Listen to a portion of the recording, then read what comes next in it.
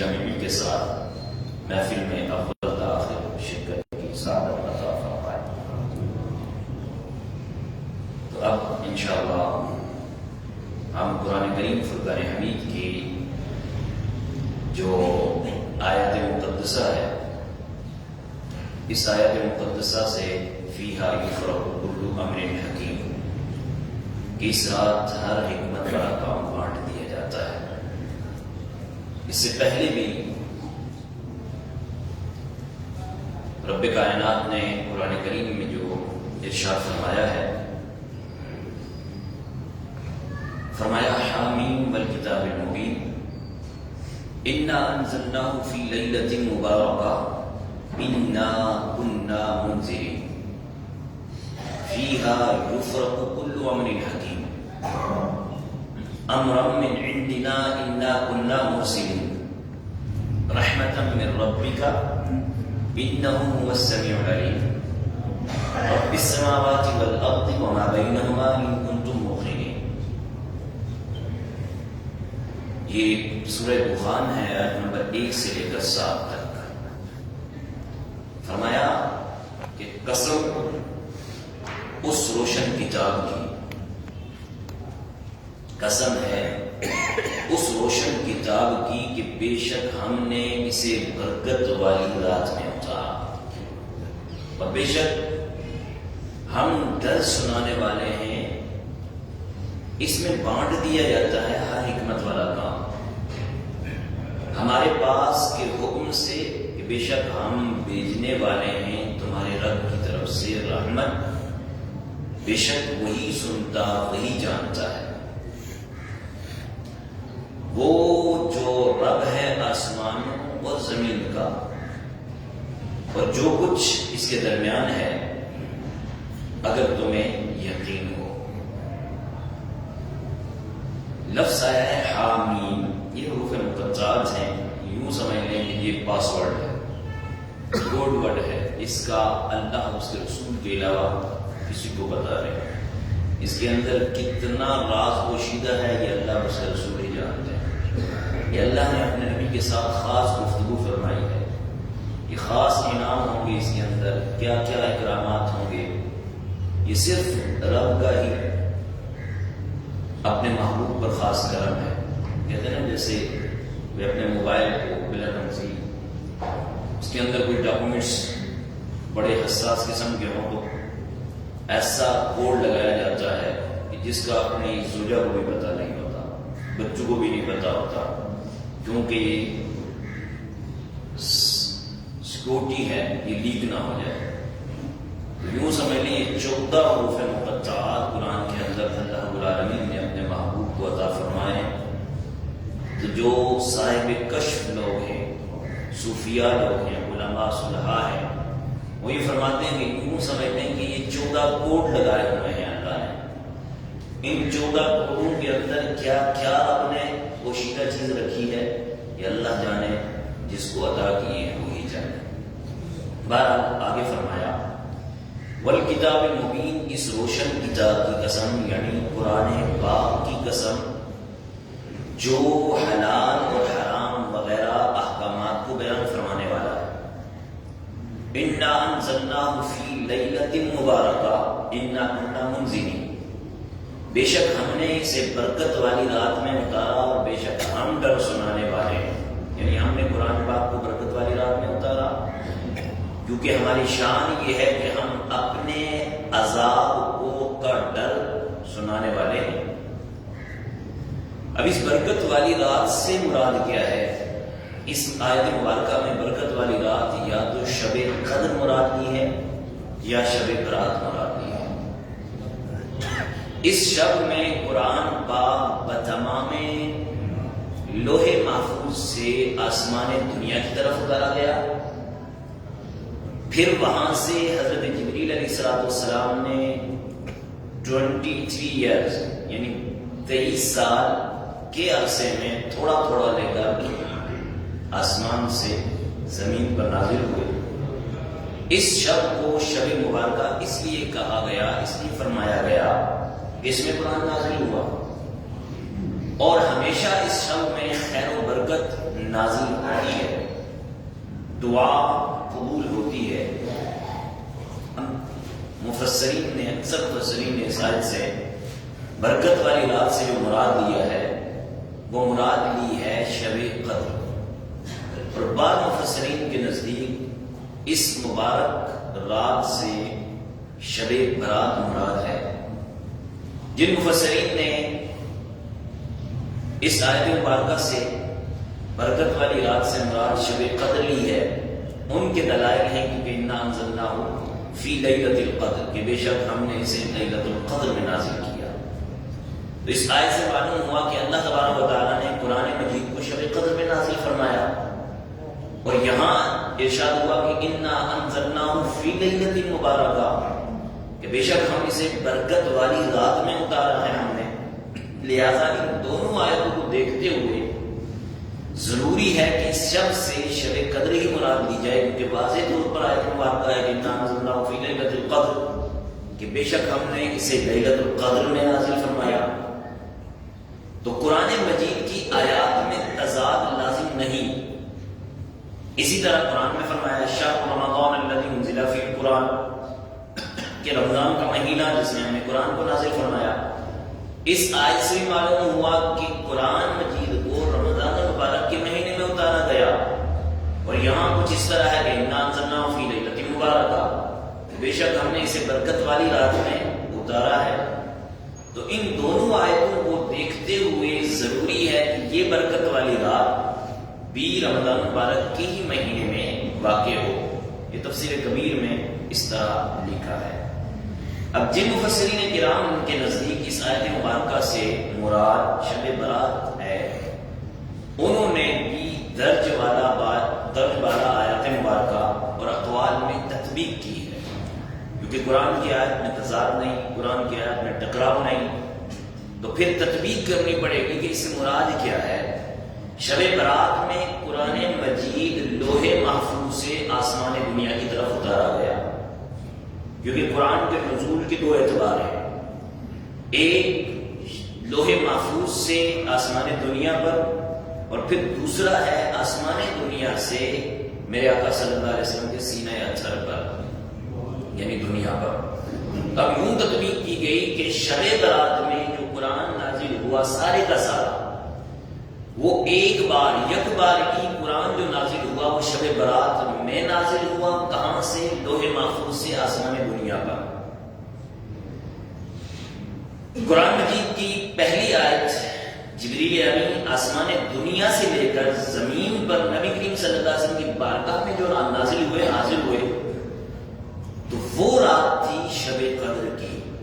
تو اب اس میں کوئی ٹکراؤ نہیں ہے، یعنی شب برات میں لوح محفوظ سے آسمان دنیا کی طرف قرآن نازل ہوا سارے کا سارا، اور شب قدر میں آسمان دنیا سے زمین کی طرف نازل ہوا۔ اچھا، یہ قول کس کا ہے؟ یہ مفسر قرآن حضرت سیدنا عبداللہ ابن عباس رضی اللہ تعالیٰ عنہ کا قول ہے، کہ اب سمجھ آ جانی چاہیے کہ شب قدر بھی عظمت والی رات ہے اور شب برات بھی عظمت والی رات ہے۔ شب قدر میں بھی قرآن نازل ہوا، شب برات میں بھی قرآن نازل ہوا۔ شب برات میں پہلے نازل ہوا کہ لوح محفوظ سے آسمان دنیا پر، اور پھر آسمان دنیا سے اللہ تبارک و تعالیٰ نے قرآن کو رمضان مبارک کی 27ویں رات کو اس قرآن کو نازل فرمایا، یعنی شب قدر میں حضور جان عالم صلی اللہ علیہ وسلم کی بارگاہ میں جبریل پہلی آیت کو لے کر نازل ہوئے۔ پھر وقتاً فوقتاً یہ قرآن موقع محل کے لحاظ سے جس طرح کے سوالات آتے تھے اس طرح کے جوابات کی صورت میں قرآن کی آیت نازل ہوتی تھی حضور جان عالم صلی اللہ علیہ وسلم کی بارگاہ میں۔ شب برات اور سال بھر کے معاملات کی تقسیم کاری۔ اچھا، یہاں پر یہ درس دینے کا مقصد یہ ہے کہ نوجوانوں کو ورگلایا جاتا ہے، یہ شب کی کوئی فضیلت ہی نہیں ہے، یہ بس بریلیوں نے اپنے کھانے کے لیے بنا لیا ہوا ہے، یہ انہوں نے بس اپنے بھائی اللہ کے گھر میں اللہ کی مخلوق کو اللہ کی عبادت کے لیے جمع کرو تب بھی تکلیف، اللہ کے گھر میں اللہ کی مخلوق کو اللہ کے نبی کے ذکر کے لیے جمع کرو تب بھی تکلیف۔ بھائی اس تکلیف کا علاج کیا ہے؟ جہنم ٹھکانا ہے ایسے لوگوں کا جو اللہ کے ذکر سے روک رہے ہیں۔ یہاں مسجد میں آ کر کرے گا کیا؟ اللہ کا کی تلاوت کرے گا، مسجد میں آ کر کرے گا کیا؟ نوافل پڑھے گا.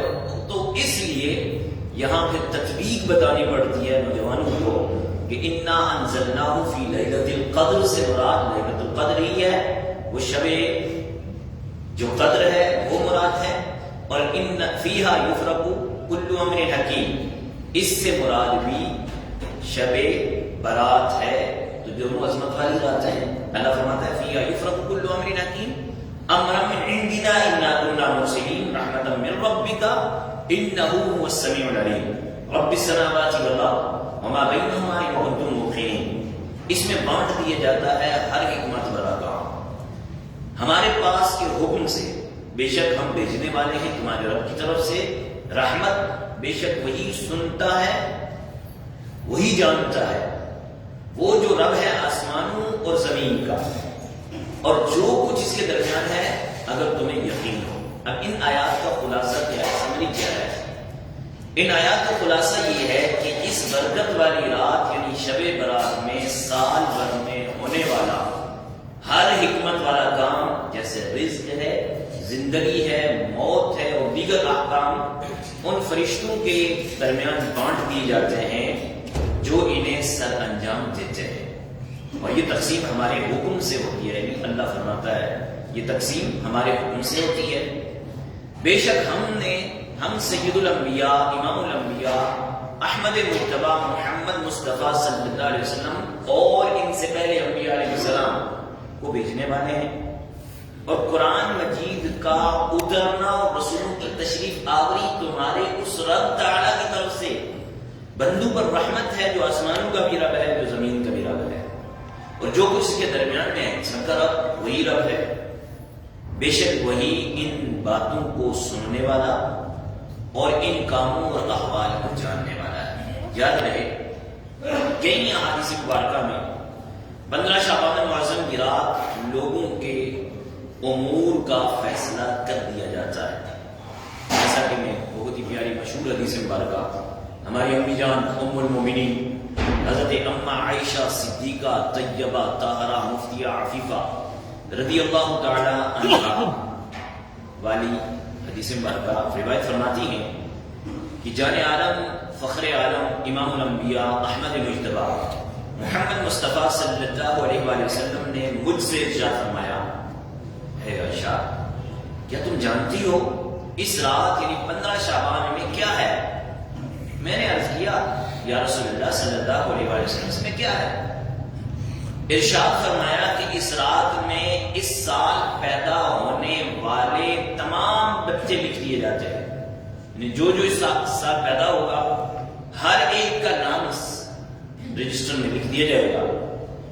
اور پھر فرمایا کہ اور اس سال مرنے والے ہر ایک شخص کا نام لکھ دیا جاتا ہے اور اس رات میں اعمال اٹھائے جاتے ہیں اور ان کے رزق اتارے جاتے ہیں. مشکات شریف کی حدیث مبارکہ ہے.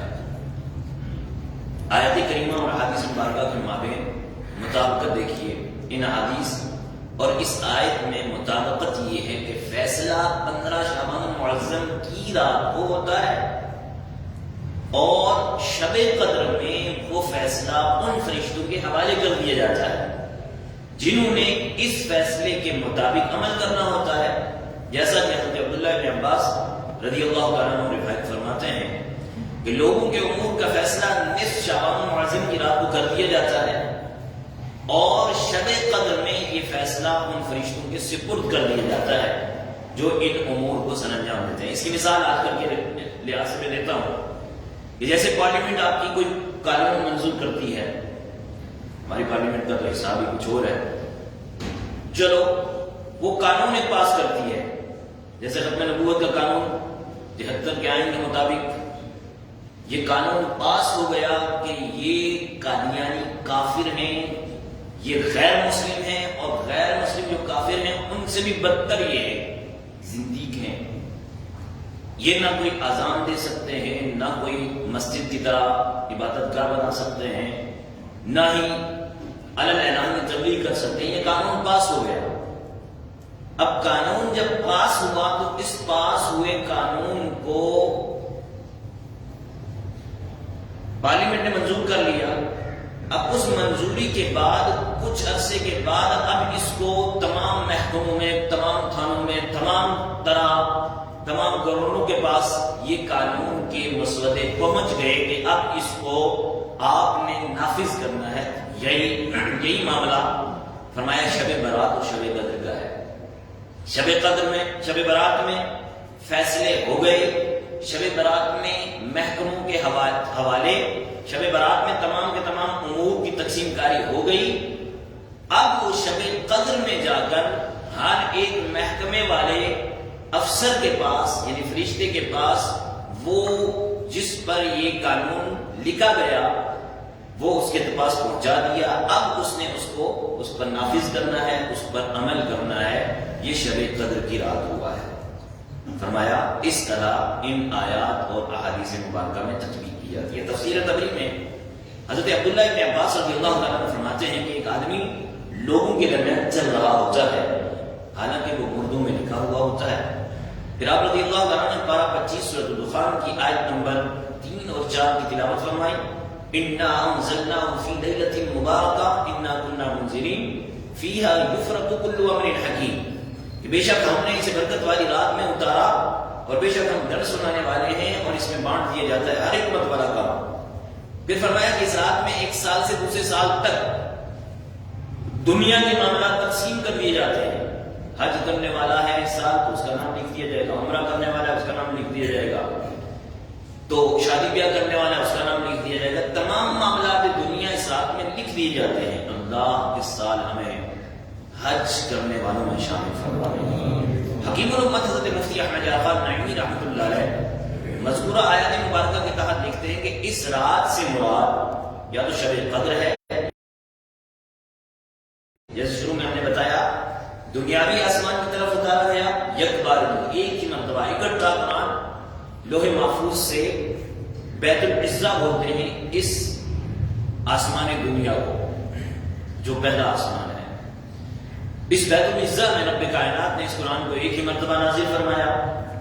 اب وہاں سے 23 سال کے عرصے میں جو نازل ہوا تو اس 23 سال میں سے پہلی جو آیت نازل ہوئی فرماتے ہیں حضرت مفتی صاحب کہ یہ شب قدر میں پہلی آیت نازل ہوئی. اس لیے دونوں آیتیں اپنی اپنی جگہ بالکل ٹھیک ہیں، ان میں کوئی تضاد نہیں ہے.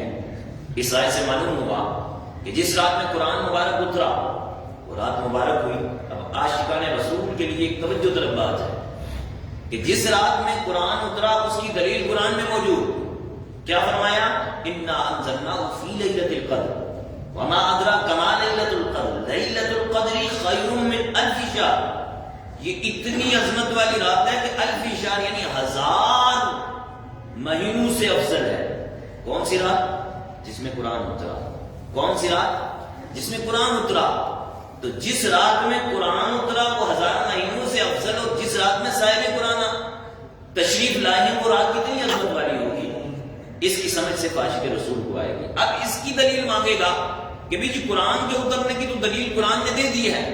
اب نبی پاک صلی اللہ علیہ وسلم شب میں اپنی ولادت والی رات 12 ربیع نور شریف کو 12 ربیع الاول کو آئے ہیں، تو اس کی کہاں سے قرآن سے ثبوت دو گے؟ اس عقل کے اندھے کو بتانا پڑے گا کہ بھئی جس پر قرآن اترا ہے وہ قرآن والے ہوئے. تو جو قرآن والا ہے جس پر وہ کتاب نازل ہوئی ہے وہ کتاب والی رات عظمت والی ہو گئی. اور جو صاحب قرآن ہے ان کی رات جو ہے جس رات میں وہ تشریف لائے تو وہ رات عظمت والی نہیں ہو سکتی. تو پھر کہا جائے گا تجھے پاگل خانے میں جمع کروانا پڑے گا. عاشق رسول جو ہوگا اسے سمجھ آ جائے گی کہ اگر قرآن اترنے والی رات ہزاروں مہینوں سے افضل ہے نا، تو جس رات میں ولادت مصطفیٰ ہوئی ہے تو وہ تو لاکھوں مہینوں سے افضل ہو سکتی ہے.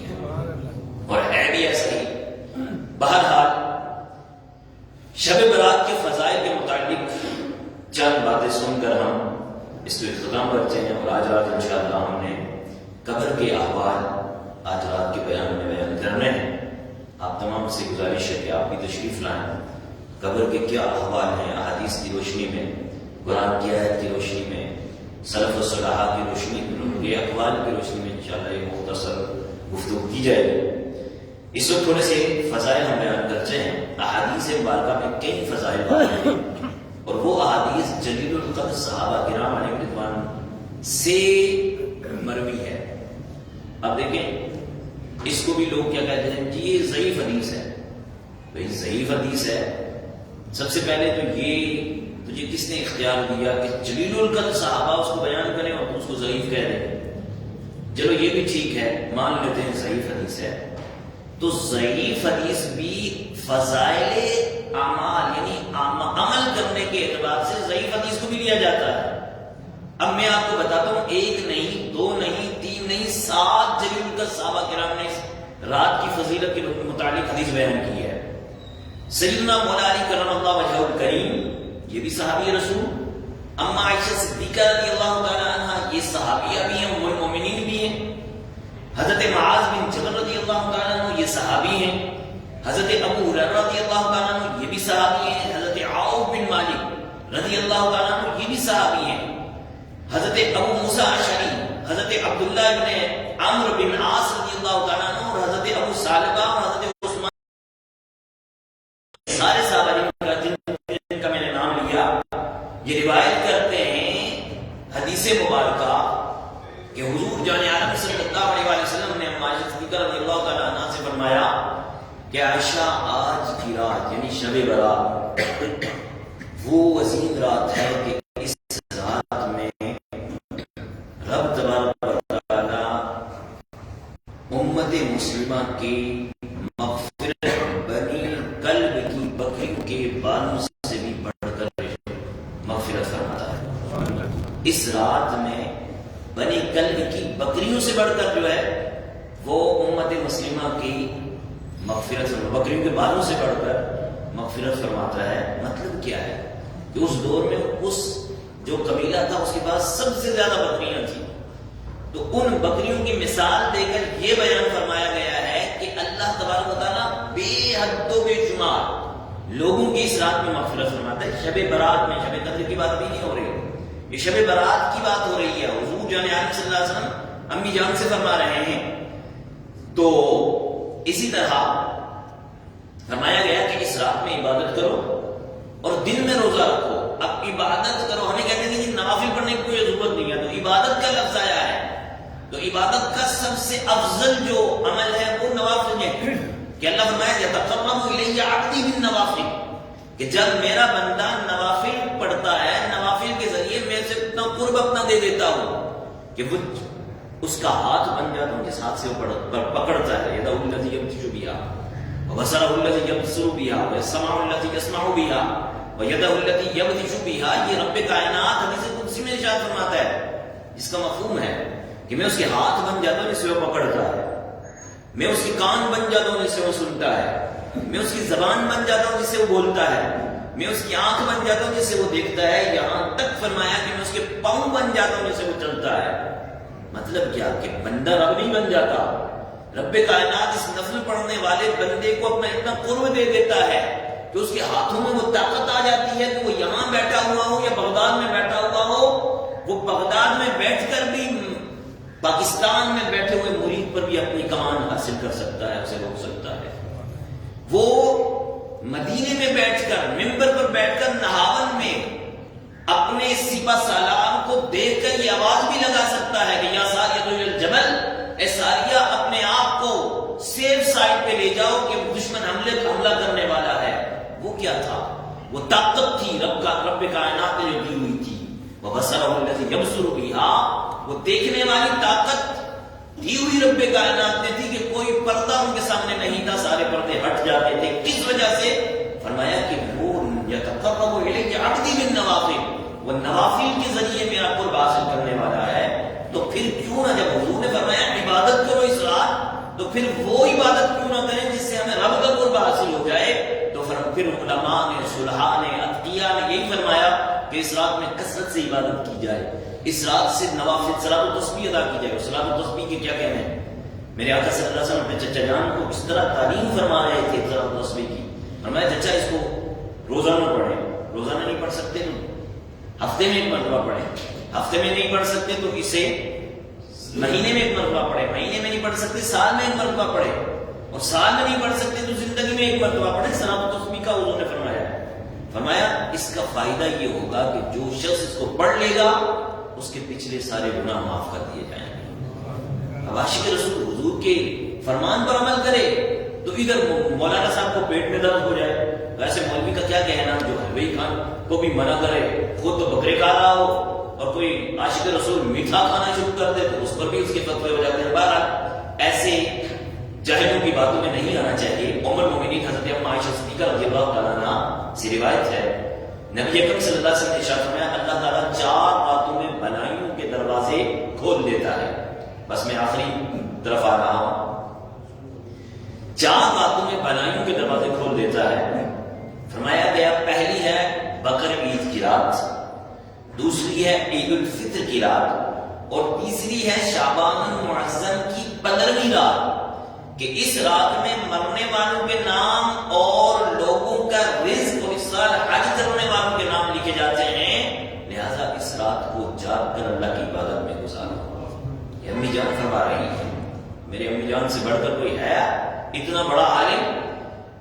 پھر فرمایا چوتھی ہے عرفہ کی رات۔ یہ 4 راتیں ایسی ہیں کہ رب کائنات مغرب سے لے کر یعنی غروب آفتاب سے لے کر طلوع صبح صادق تک صدا لگاتا ہے کوئی مغفرت طلب کرنے والا اس کی مغفرت کی جائے، ہے کوئی رزق طلب کرنے والا اس کو رزق دیا جائے، ہے کوئی ایسا کس طرح یہ رات پوری رب تبارک و تعالیٰ کی طرف سے یہ حکم ہوتا رہتا ہے۔ علامہ سبکی رحمۃ اللہ علیہ نے اس قول کی تفسیر میں کہا ہے کہ یہ رات یعنی شب برات سال بھر کے گناہوں کا کفارہ بھی بنتی ہے، جمعرات ہفتہ کے گناہوں کا کفارہ، لیلۃ القدر عمر بھر کے گناہوں کا کفارہ، یعنی ان راتوں میں اللہ تعالیٰ کی عبادت کرنا اور یاد الہی میں ساری رات جاگ کر گزار لینا گناہوں کے کفارے کا سبب ہوتا ہے۔ اس لیے اے اللہ کے بندو اس رات کو کفارے کی رات میں کہا جاتا ہے، لہذا اس رات عبادت کر کے گزارے۔ اسے زندگی کی رات بھی کہا جاتا ہے، اس لیے کہ منظری نے مرفوعاً یہ حدیث نقل کی ہے، جس نے 2 عید راتیں اور 15 شعبان کی رات جاگ کر گزاری تو ایسے دن میں جب تمام لوگوں کے دل مر جائیں گے اس انسان کا دل نہیں مرے گا۔ یہ کنز المال شریف کی حدیث سے بات ہے۔ اسے شفاعت رسول کی رات بھی کہا جاتا ہے، کیونکہ حضور جان عالم صلی اللہ علیہ وسلم سے مروی ہے کہ آپ نے 13ویں کی رات اللہ تعالیٰ سے اپنی امت کی شفاعت کی دعا مانگی، اللہ تعالیٰ نے 1/3 امت کی شفاعت پر رحمت فرمائی، پھر 14 کی رات اللہ کے محبوب نے پھر اپنی امت کی شفاعت کی دعا مانگی، اللہ تبارک و تعالیٰ نے 2/3 امت کی شفاعت کی اجازت رحمت فرمائی، پھر آپ کریم اللہ کی بارگاہ میں سجدہ ریز ہو گئے، میرے اللہ کی 2/3 باقی کا کیا ہوگا؟